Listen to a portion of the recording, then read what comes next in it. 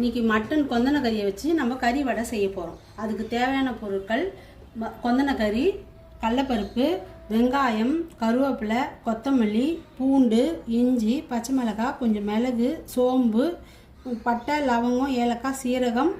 இப்போ 1/4 டம்ளர் தண்ணி வச்சு கொஞ்சம் மஞ்சள் உப்பு போட்டு கொந்தன கறி. இப்போது கடலைப்பருப்பை மிக்சியில் போட்டு அரைச்சிக்க போகிறோம்.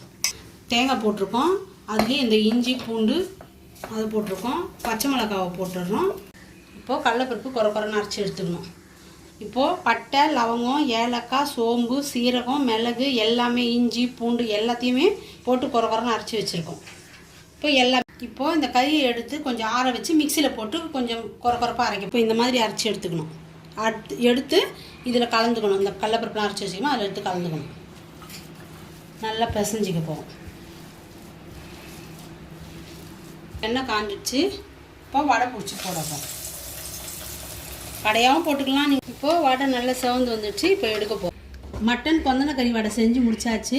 லைக் பண்ணுங்கள், ஷேர் பண்ணுங்கள், கமெண்ட் பண்ணுங்கள்.